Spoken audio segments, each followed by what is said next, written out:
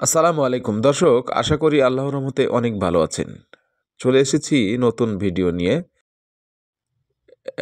নতুন ভিডিওতে স্বাগতম।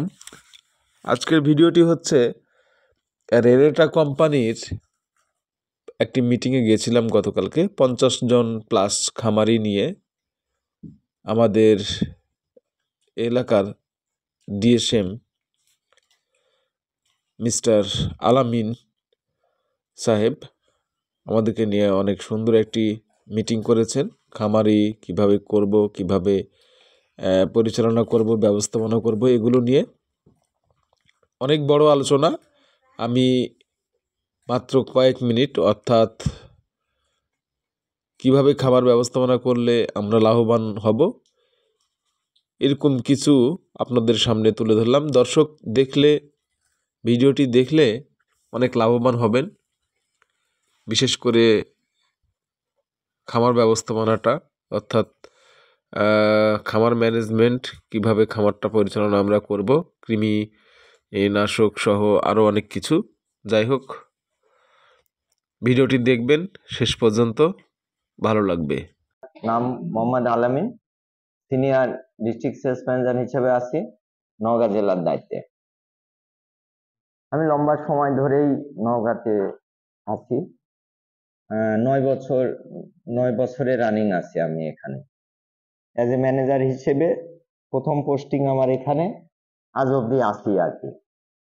এখন আর কতদিন থাকতে পারবো, যেহেতু মানে সময় 2-3 বছর পরেই চেঞ্জ করে, তো এখন আসেন। তো এখন আল্লাহ যদি নেক্সট ইয়ার আবার আপনাদের সাথে থাকার সুযোগ করে দেয়, তাহলে আবার থাকতে পারবো, না হলে আবার অন্য কোথাও চলে যেতে হবে আর কি। সামনে আসেন। তো আমাদের মাঝে আমাদের খুব শ্রদ্ধেয়ভাজন বড় ভাই, সে এসে উপস্থিত হয়েছেন। হয়তো তার জন্য একটু ওয়েট করতেছিলাম, যেহেতু সে বড় ভাই আমাদের খুব শ্রদ্ধাভাজন। তো আমরা আর দেরি না করে আমাদের মূল কার্যক্রমে চলে যাই। তো আজকের আলোচনা, এই যে ভাই যে একটা কথা বললো যে আমরা খামারিদের কাছাকাছি একটু হলেও আসছি, আরো আসার চেষ্টা নিমিত্তেই কিন্তু আপনাদের আজকে একত্রিত করা। এই যে নাম্বারগুলা থাকবে, ফেসগুলা চেনা থাকবে, যাতে পরবর্তীতে ইন্ডিভিজুয়াল আরো আপনাদের সাথে আমাদের সম্পর্কটা গাঢ় হয়। তো আজকে এখানে ডাকার লক্ষ্য উদ্দেশ্য আছে। ভাই যেটা বললো যে উদ্দেশ্য বোথ সাইড আছে, আমাদেরও আছে, আপনাদেরও আছে। হ্যাঁ, আজকের এই আলোচনাটা আমি দু একজনের সঙ্গে কথা বলে চেষ্টা করছি যে আপনাদের দৈনন্দিন ব্যবহারে বা গরু পালতে যে টুকিটাকি সমস্যা হয়, বা যে সমস্যার কারণে আপনাদের কাঙ্ক্ষিত লক্ষ্যে যেতে পারছেন না, এরকম 2-1টা জিনিস নিয়ে 2-3টা টপিকস নিয়ে আপনার আলোচনাটা হবে। একটু মন দিয়ে শুনে নেবেন, নোট করে রাখবেন। যদি কারো কোশ্চেন থাকে, খাতা কলম আছে, একটু লিখে রাখবেন। আপনার আলোচনার শেষে প্রশ্ন করবেন, কোনো সমস্যা নেই, ইনশাআল্লাহ জানার মধ্যে থাকলে উত্তর দিব। বুঝে নিবেন, জেনে নিবেন। গবাদি প্রাণীর খামার ব্যবস্থাপনা বিষয়ক আলোচনায় স্বাগতম। রেনাটা অ্যানিম্যাল হেলথের পক্ষ থেকে আমি আলামিন আজকের মূল আলোচনায় আছি। এখানে প্রথমে একটা কথা আছে, দেখেন কি বলছে, ওষুধ নয়, সুষ্ঠু ব্যবস্থাপনায় সফলতার চাবিকাঠি।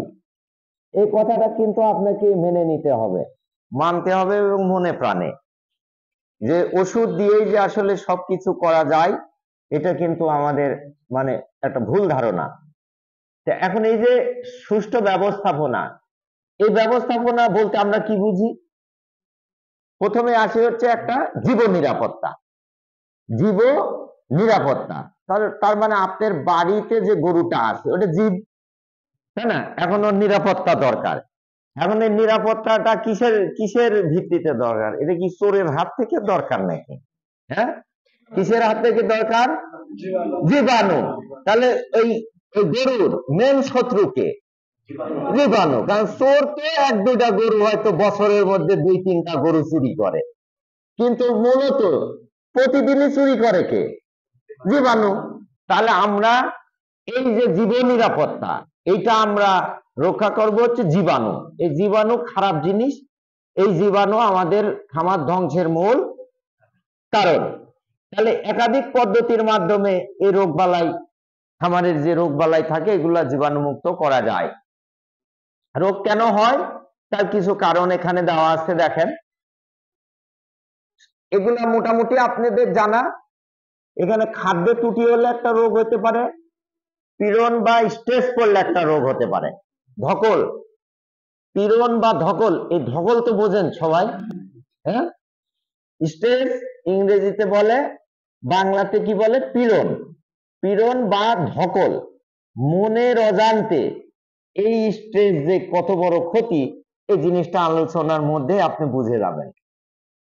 জীবাণুনাশক, জীবাণু দূর করার প্রথম শর্ত হচ্ছে একটা জীবাণুনাশক, সেটা আমাদের আছে Rena BKC, benzalkonium chloride. 99.9% virus, bacteria, ফাঙ্গাসকে কিল করতে সক্ষম। রেনা বিকেসি 1 মিলি 1 লিটার পানিতে দিয়ে স্প্রে করে দিবেন। ফার্মে আনাসে কানাসে কোনো সমস্যা নাই, খাদ্যে পড়লে গায়ে পড়লে কোনো সমস্যা এটাতে নাই। বিশেষ করে ভাইরাস রোগ যখন ধরবে, এটা তো রেগুলার বেসিসে আপনি স্প্রে করবেন, তাতে কি হবে? আপনার খামার 50% আপনার রোগ বালাই মুক্ত হবে। তাহলে রোগ বালাই মুক্ত হলে কি ভালো হবে না, নাকি ক্ষতি হবে? ডাক্তারের রোগ বালাই বেশি হলে ডাক্তার ডাকতে হবে, গরুর কষ্ট হবে। তাহলে শুধু এটা ব্যবহার করার কারণে আপনার রোগ বালাই অনেকাংশে আপনার রোগের হাত থেকে রক্ষা পেয়ে যাবেন। এনাদের জীবাণুনাশক আছে ফার্ম 30 জিপিসি, এটা 5 মিলি 1 লিটারে ব্যবহার করতে হয়, 5.5 মিলি, এটা 5 মিলি 1 লিটারে ব্যবহার করতে হয়। যে যেটা হাতের কাছে পাবেন এটা দিয়ে স্প্রে করবেন। এবং দুধ দহনের পরে যেখানে দুধের ফোঁটা পড়বে ওইখানে একটু স্প্রে দিয়ে দিবেন, হ্যান্ড স্প্রে রাখবেন, একটা মুখো কিনে নেবেন, 1 লিটার পানি গুলানো থাকবে, ওইখানে স্প্রে করে দিবেন। কারণ দুধটা যখন পড়বে ওই পাকার উপরে বা মাটিতে, ওইখানে তো কিছুক্ষণ পরে জীবাণুর আক্রমণ হবে, ব্যাকটেরিয়ার আক্রমণ হবে, পচবে। তাহলে আপনার খামার কিন্তু রোগবালাই কিন্তু আরো বেশি বেশি আসবে। খামার ব্যবস্থাপনার আরেকটা ধাপ হচ্ছে কি? কৃমিনাশক। ফোনটা আপনারা একটু সাইলেন্ট করে রাখবেন, যদি কথা বলা লাগে চুপ চুপ করে উঠে যায়, বাইরে যায় কথা বলে আসবেন, কোনো সমস্যা নাই, ঠিক আছে? লাগতেই পারে, ইমার্জেন্সি কল আসতেই পারে। দেখেন, খামার ব্যবস্থাপনার আরেকটা ধাপ হচ্ছে কৃমি, এটা আপনারা সবাই জানেন, তাই না? কৃমিনাশক এখানে ব্যবহার করেন না এমন কি কেউ আছেন? নাই, প্রত্যেকে ব্যবহার করেন, ফাইন।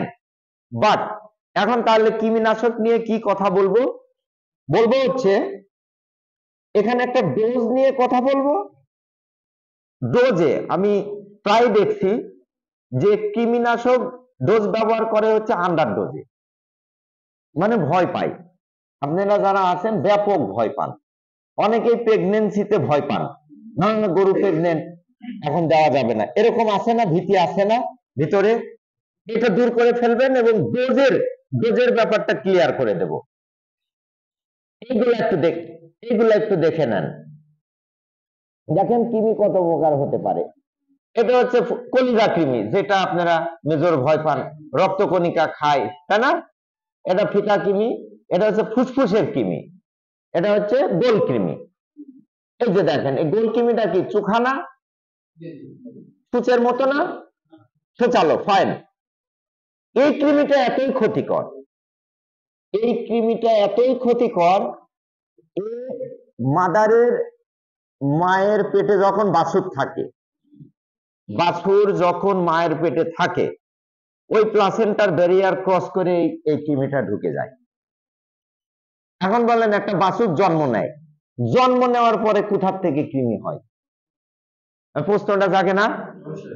ও কোত্থেকে? ও তো ঘাস খায় না, কোনো কিছুর সংস্পর্শে আসেনি, খাদ্য খায়নি, তাহলে কোত্থেকে কৃমি হলো? বাছুরের পেটে বা পায়খানার সাথে অনেক সময় কৃমি দেখেন না? এই কৃমিটা কোত্থেকে আসে? এরকম প্রশ্ন জাগছে কি আপনাদের? হ্যাঁ, এই কৃমিটা মায়ের পেটের মধ্যে বাচ্চার যে ওই যে এটা আছে না, ওমরা, যেটা প্লাসেন্টা, যেটার একটা দামি আছে না বাচ্চার, যেটার মধ্যে থাকে বাছুরটা, ওই আবরণ ভেদ করে এই সুচালু কৃমিটা ওই আবরণটা ভেদ করে গিয়ে বাছুরকে আক্রমণ করে। এই জন্যে গর্ভবতীতে বিশেষ করে বাচ্চা দেওয়ার ঠিক 1 থেকে 1.5 মাস আগে কৃমিনাশক ব্যবহার করা বাধ্যতামূলক, করতেই হবে। কারণ ওই বাছুরটাকে যদি কৃমিমুক্ত বাছুর হিসেবে জন্ম নেওয়াতে চান, বাচ্চা দেওয়ার ঠিক 1 থেকে 1.5 মাস আগে একটা ডোজ আপনাকে রাখতেই হবে। তাহলে কি হবে, ওই বাছুরটাও আপনার কৃমিমুক্ত বাছুর জন্ম নেবে। তারপরে বাছুর হওয়ার পরে যখন সংস্পর্শে আসবে ধীরে ধীরে আবার এফেক্টেড হতে পারে, কিন্তু বাছুরটা জন্ম নেবে হচ্ছে কৃমিমুক্ত বাছুর। এই গোল কৃমিটা এত ক্ষতিকর। আচ্ছা, নেক্সট দেখেন, এখানে একটা কলিজার ছবি আছে, দেখেন কিরকম এই যে ক্ষতগুলা করে ফেলছে, গর্ত গর্ত করে ফেলছে না, এগুলা কিন্তু কলিজা কৃমি আক্রমণ করছে, ক্ষত হয়ে গেছে, যে কারণে আপনারা লিভার টনিক খাওয়ান না? কীটনাশকের পর অনেকেই খাওয়ান, অনেকেই এখনো বোধহয় খাওয়ান না, কিন্তু খাওয়াবেন। কৃমির ক্ষতিকর প্রভাব এগুলা মোটামুটি আপনাদের জানা আছে, দেখেন এক নজরে খালি তাকালেই দেখতে পারবেন, এগুলা কিন্তু আপনাদের জানা। এখানে বলছে প্রতি বছর কৃমির কারণে 15% বাচ্চা গরুর মৃত্যু হয়, 15% বাছুর দুর্বল হয়, অপুষ্টি হয়, জীর্ণ শীর্ণ হয়ে মারা যায়। এখানে দেখেন আমাদের কৃমিনাশক আছে, এগুলো আপনাদের চেনা জানা, কিন্তু একেবারেই চেনা, রেনাডেক্স, হেলমেক্স, ট্রেমাসিড, ফেবেনাজল, রেনাডেক্স, টাইক্লোবেন্ডাজল, লিভামিসল কম্বাইন, সকল প্রকার কৃমি যায়, ব্রড স্পেকট্রাম, সকল প্রকার কৃমি যায়। এখন এই রেনাডেক্সটা ডোজ কতটুকু দেন আপনারা? ব্যবহার করছেন তো অনেকেই, 41 থেকে 75, ফাইন কথা। এখন একটা গরু ধরেন 75 কেজি বা 80 কেজি, 75 বা 80, আচ্ছা গরু কি কেউ দাড়ির উপর কি মাপি? আমরা কিভাবে ওয়েট নির্ধারণ করি? চোখের আন্দাজে, ফাইন, ফিতা দিয়েও করা যায়, ফাইন কথা। এখন ফিতার ইউজ কয়জন করে? তাহলে আমরা কতটুকু এটাতে দিই? 41 থেকে 75 কেজিতে এক ট্যাবলেট। আচ্ছা, আমি দাড়িতে ওজন করলাম, মনোযোগ দিয়ে শুনবেন এই কথাটা, দাড়িতে ওজন করলাম, করে গরুটার ওজন হয়েছে 75 বা 74 কেজি, তাহলে কয়টা দিলে হয়? একটা দিলে হয়, ফাইন কথা, সুন্দর, আমার তো ইয়ার লিমিটের মধ্যেই আছে। কৃমির ওষুধটা খাওয়াতে গিয়ে কি একটু পড়ে যাইতে পারে না? পড়তে পারে তো, তাহলে কি 75-এ একটা থাকলো, আর কি হইলো? তাহলে কমে গেছে না? ফাইন কথা। দাড়ি দিয়ে ওজন করি নাই, একটু আইডিয়া করলাম যে এটা 75 কেজি বা 70 কেজি, আমাদের চোখের আইডিয়া কম বাড়া হইতে পারে না? পারে, ওকে, তাহলে পারে।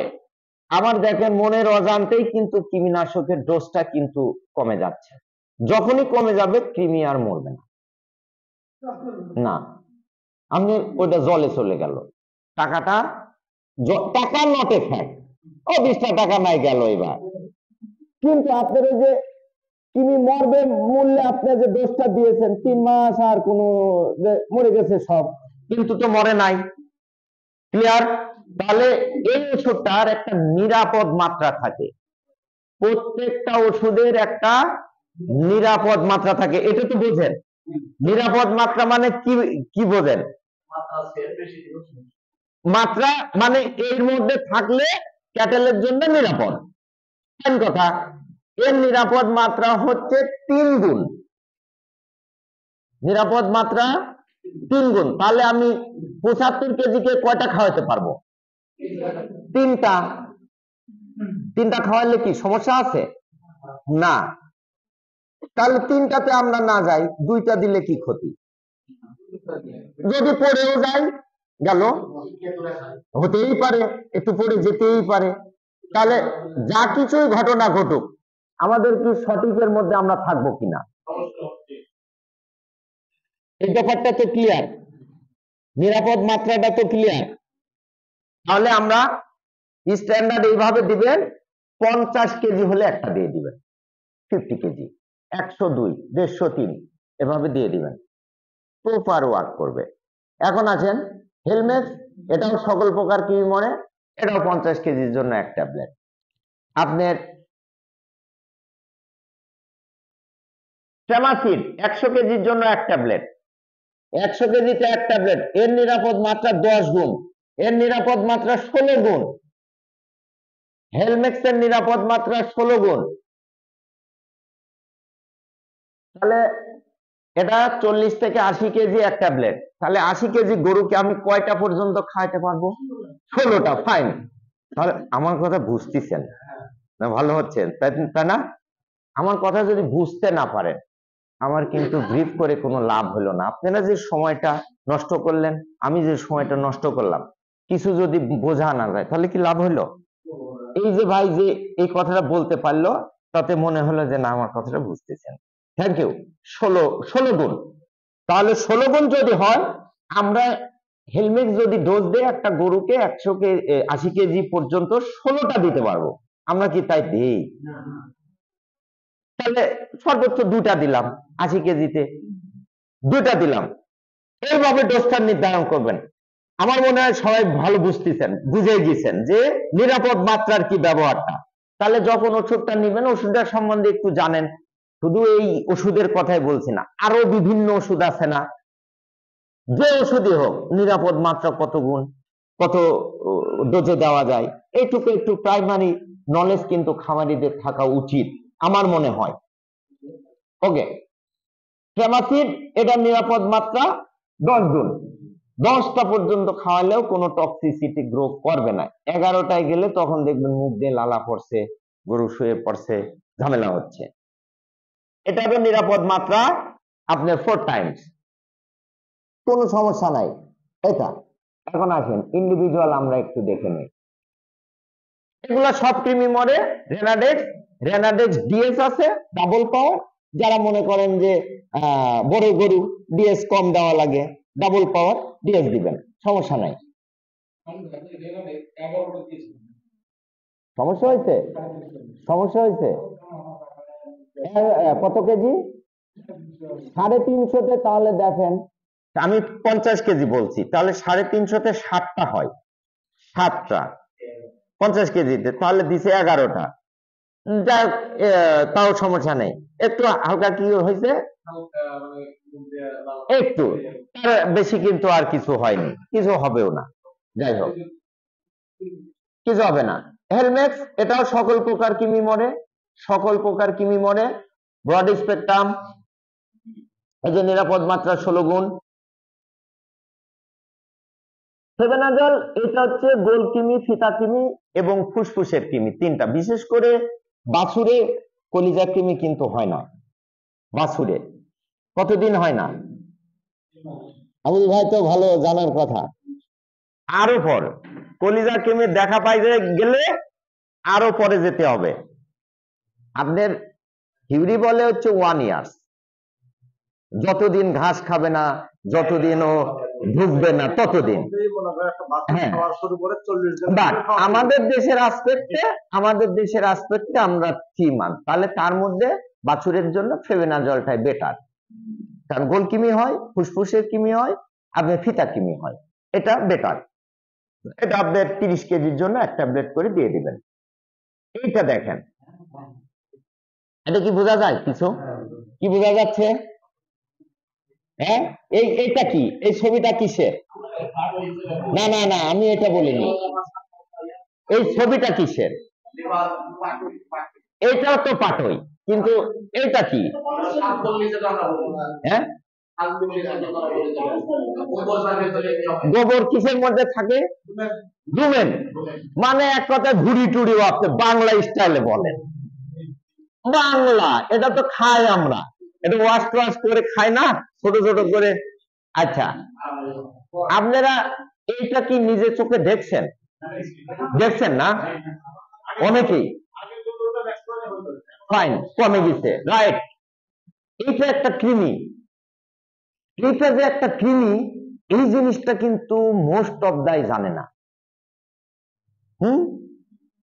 মোস্ট অফ দা এটা জানে না যে এইটা একটা কৃমি, মনে করে এটা উপকারী ব্যাকটেরিয়া, উপকারী, এটা না থাকলে হজম শোষণ ডাইজেশন হবে না। বাট এইটা একটা কৃমি, রুমেনের মধ্যে বসে থাকে, পাকস্থলী বলেন, রুমেন বলেন, যেভাবেই বলেন বলেন, এটার মধ্যে এটা থাকে। এটা যদি থাকে, ওই গরুর দেখবেন পেট বড় হয়ে যাচ্ছে। পেট বড় হয় না অনেক গরুর?